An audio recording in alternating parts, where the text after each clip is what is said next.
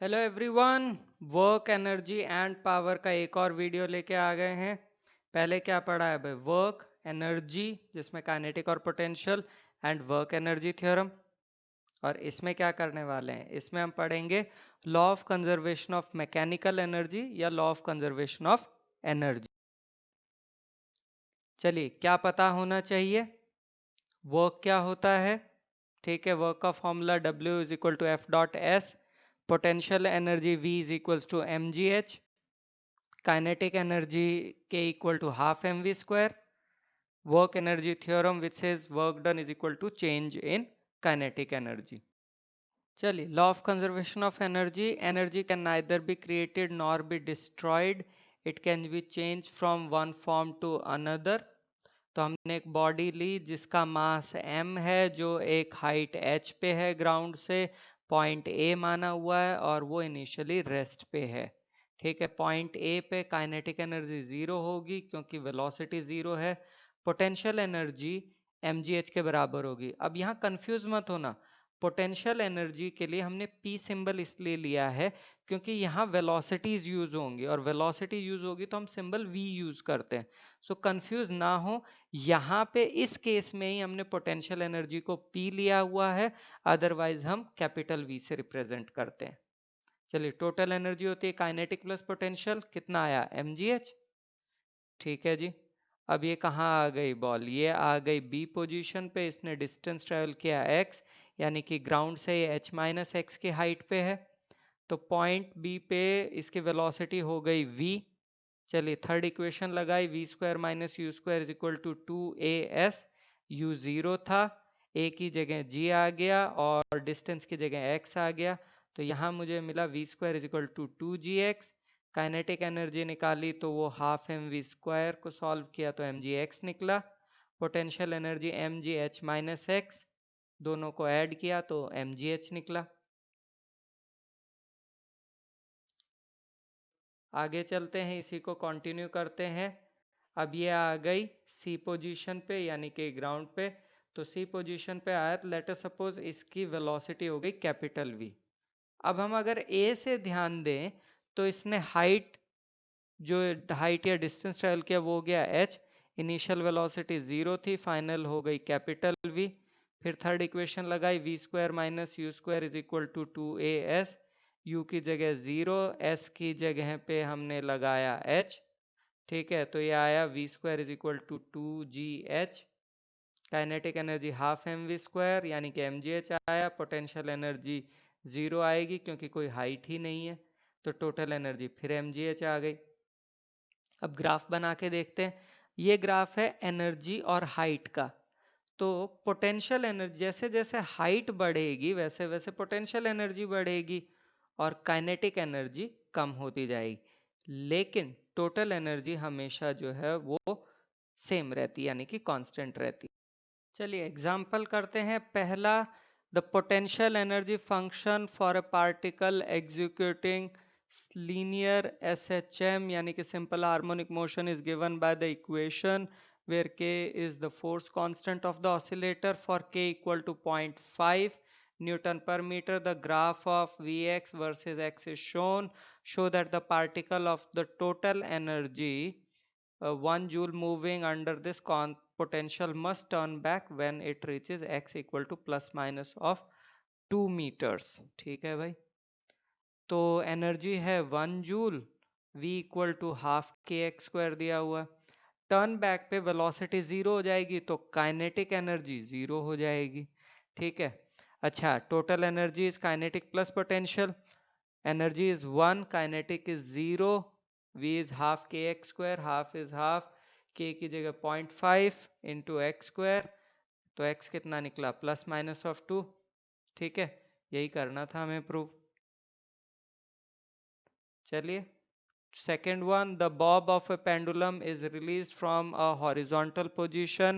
If the length of the pendulum is 1.5 meter, what is the speed with which the bob arrives at the lowermost point, given that it dissipated 5% of its initial energy against air resistance? चलिए, horizontal position पे energy at horizontal is equal to kinetic at horizontal plus potential at horizontal. अच्छा, अब आपका horizontal पे kinetic तो आपका क्या होगा, जीरो होगी, पोटेंशियल होगी mgl, क्योंकि क्या एल दिया हुआ तो टोटल कितनी हो गई mgl. अच्छा, लोअर मोस्ट पॉइंट पे जब जाओगे तो आएगा EL is equal to K L plus V L. Lower most point पे आपका काइनेटिक हाईएस्ट होती है यानी कि half M V square, potential zero होती है. ठीक है, तो ये कितना आ गया, हाफ एम वी स्क्वायर. अच्छा, अब आपका बॉब जो है वो हॉरिजॉन्टल पोजीशन से लोअर मोस्ट पोजीशन पे जा रहा है, तो 5% उसकी एनर्जी डिसिपेट हो जाती है. ठीक है, यानी कि the total energy at the lower most point is 95% of the total energy at the horizontal point, यानी कि हाफ एम वी स्क्वायर, क्योंकि लोअर मोस्ट पॉइंट पे एनर्जी है half M V square, it is equal to 95% of M G L. तो m से m cancel हो गया. ठीक है, v square is 2 into 95/100 into 9.8 into 1.5, और v कितना निकलता है 5.28 मीटर पर सेकेंड. यही निकालना था. क्वेश्चन नंबर 3 या एग्जाम्पल नंबर 3 ये कहता है pendulum bob has a speed of 3 metre पर second while passing through its lower position. What is its speed when it makes an angle of 60 degree with the vertical? Length of pendulum है 0.5, g है 10. ठीक है, तो हमारे पास v given है, theta given है, l given और g given है. ये पेंडुलम जिसके लेंथ 0.5 मीटर है और ये P पॉइंट पे पहुंचा, 60 डिग्री का एंगल बना रहा है. लोएस्ट पॉइंट पे E equal to K one plus V1 कह सकते हैं, जिसमें K की जगह half into M into 3 square और V की जगह 0, क्योंकि लोएस्ट पॉइंट पे पोटेंशियल एनर्जी होती ही नहीं है. ठीक है, तो हमारे पास E आ गया 4.5 into mass at point P. E is equal to K2 plus V2. E की जगह 4.5, K2 की जगह हाफ एम वी स्क्वायर. अच्छा, V2 की जगह पे m इंटू जी इंटू एच. अब यहाँ H2 है और H2 होगा आपका L cos थीटा यानी कि L cos 60 डिग्री के बराबर, क्योंकि मुझे तो हाइट निकालनी है यानी कि ये वाला component. So if this is L which is 0.5 into cos of 60, that will give me the vertical component. Okay, that gives 0.25, इसीलिए यहाँ 0.25 लिखा हुआ है. इसको सॉल्व किया तो v निकलता है हमारा 2 मीटर पर सेकेंड. चलिए असाइनमेंट पे आ जाते हैं. तो ये आपके 3 क्वेश्चंस हैं और भी क्वेश्चंस हैं, देखें आगे. चलिए, ये हो गया चौथा क्वेश्चन. इन सभी क्वेश्चंस को खुद ट्राई कीजिए वीडियो को पॉज करके, और उसके बाद वीडियो को प्ले कीजिए और देखिए आपके आंसर्स मैच करते हैं या नहीं. Question number 1, answer the following. The casing of a rocket in flight burns up due to friction.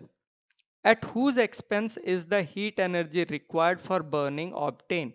The rocket or the atmosphere? देखिए, due to the burning of the casing, mass of the rocket is reduced, और mass reduce होगा तो total energy reduce होगी. ठीक है, law of conservation of energy क्या कहता है, E equal to K plus V, यानी कि half M V square plus M G H. ठीक है, तो जो हीट रिक्वायर है वो कहाँ से मिलेगी, रॉकेट से ही मिलेगी. ठीक, an artificial satellite orbiting the earth is in very thin atmosphere loses its energy gradually due to dissipation against atmospheric resistance.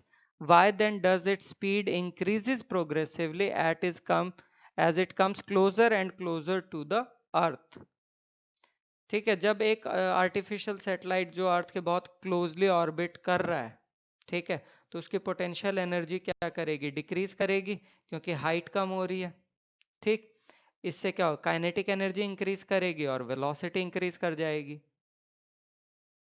लेकिन एटमॉस्फेरिक फ्रिक्शन के कारण टोटल एनर्जी डिक्रीज करती है थोड़ी सी.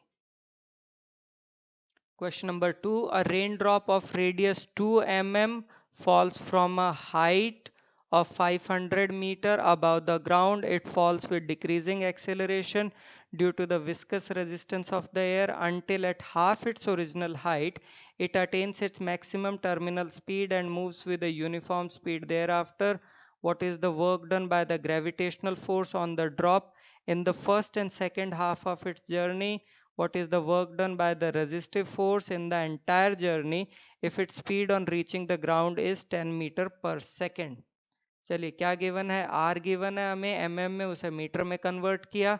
वॉल्यूम ऑफ रेन ड्रॉप क्या होगा, 4/3 पाई आर क्यूब, आर की value रखी, सॉल्व किया तो आया 33.5 into 10⁻⁻9 metre cube. Mass of rain drop m equal to rho into v, rho की जगह 10⁻³ लिखा, v की वैल्यू रखी तो यह आया 33.5 into 10⁻⁻6 kg। Gravitational force F equal to mg, m की वैल्यू रखी, g की जगह 9.8 रखा तो ये आया 328.3 into 10⁻⁻6 newton. Work done by gravitational force on the drop in the first half, W1 is equal to F into S, S की जगह पे 250, W की वैल्यू निकालने के लिए, W1 की वैल्यू निकालने के लिए F की जगह 328.3 इंटू 10⁻⁻6, S की जगह पे 250 तो कितना आया 0.082 joules. This work is equal to the work done by gravitational force on the drop in second half, यानी कि W2 भी 0.082 जूल्स निकलेगा। Law of conservation of energy कहता है कि अगर कोई रेजिस्टिव फोर्स नहीं है तो टोटल एनर्जी सेम रहेगी, तो total energy at the top is equal to 0 plus mgh। 0 क्यों, क्योंकि काइनेटिक 0 होगी एट द टॉप, क्योंकि at the top final velocity 0 होती है इसीलिए।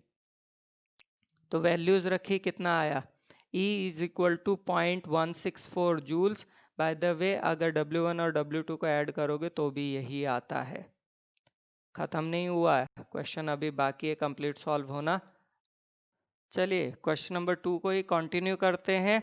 सो due to the presence of a resistive force the drop hits the ground with a velocity of 10 metre पर second.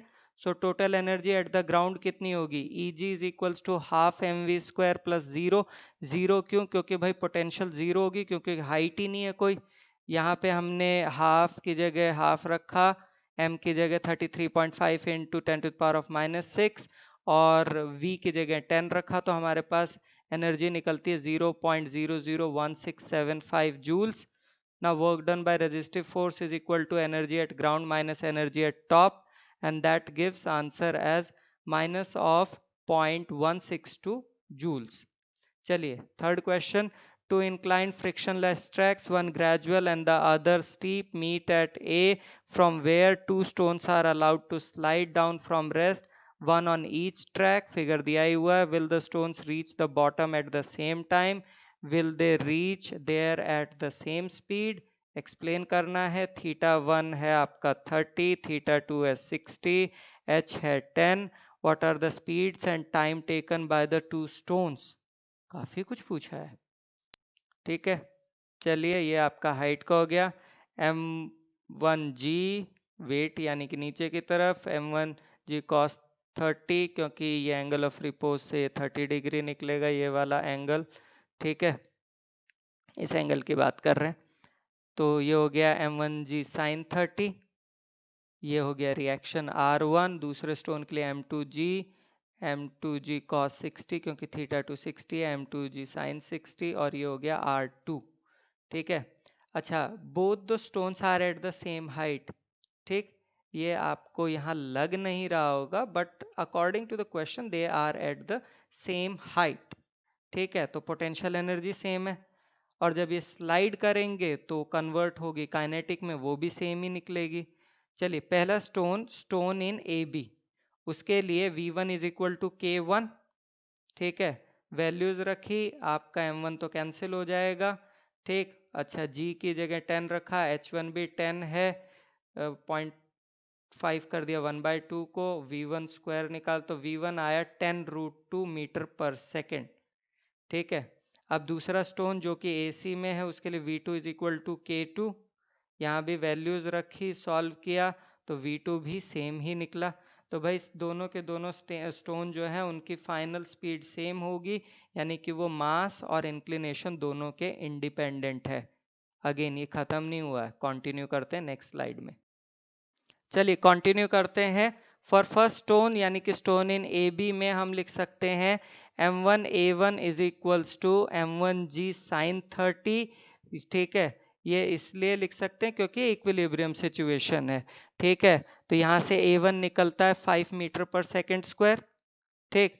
First equation of motion क्या कहती है, v1 is equal to u1 plus a1 t1, सारी values रखी, solve किया तो t1 निकला 2√2 यानी कि 2.82 सेकेंड्स, ठीक है। For second stone that is the stone in AC, m2a2 is equal to m2g sine 60 degree, again equilibrium से, तो a2 निकलता है 5√3 मीटर पर सेकेंड स्क्वायर।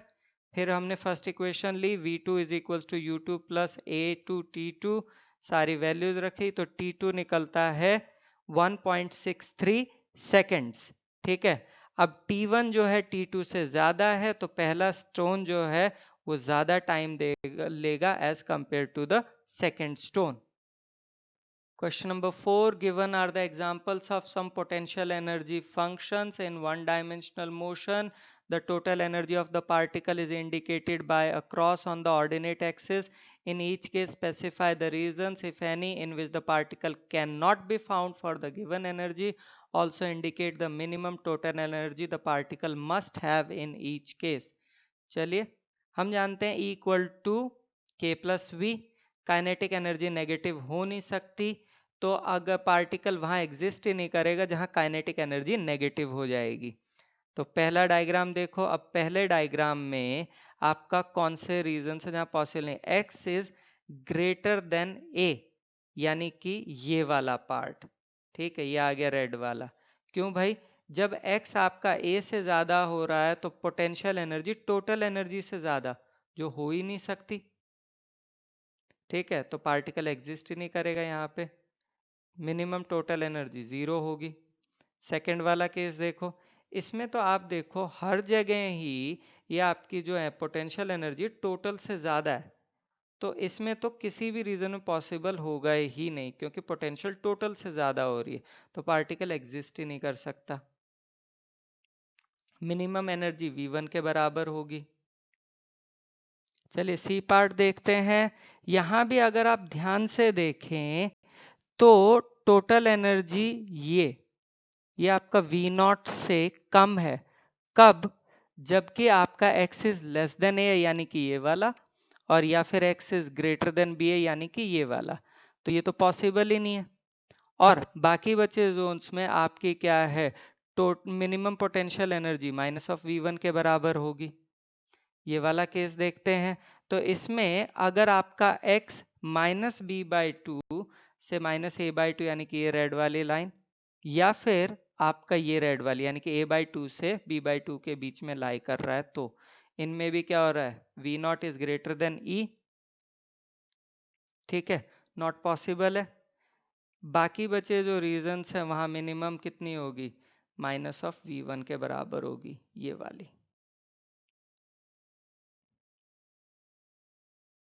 चलिए बोनस क्वेश्चन, ये बड़ा ही अच्छा क्वेश्चन है, इंपॉर्टेंट है, एनसीईआरटी क्वेश्चन है, ठीक है।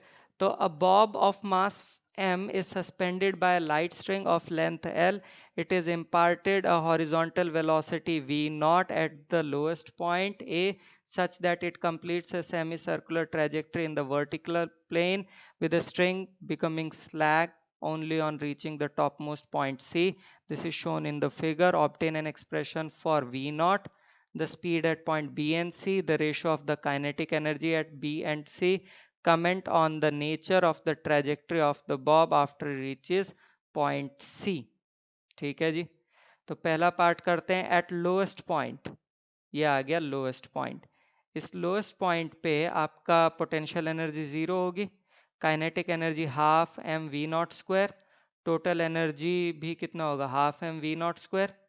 अच्छा, बॉब जो है वो सेंटर की तरफ मूव कर रहा है सेंट्रिपिटल फोर्स के कारण, तो हम लिख सकते हैं T minus M G is equals to M V square upon L, ठीक है। क्यों, क्योंकि ये आपका इससे ज्यादा तभी तो सेंटर की तरफ जा रहा था, ठीक। अच्छा, अब हाईएस्ट पॉइंट सी पे आ जाते हैं, ये लो जी, इस पे आपका पोटेंशियल एनर्जी होगा M G into two L.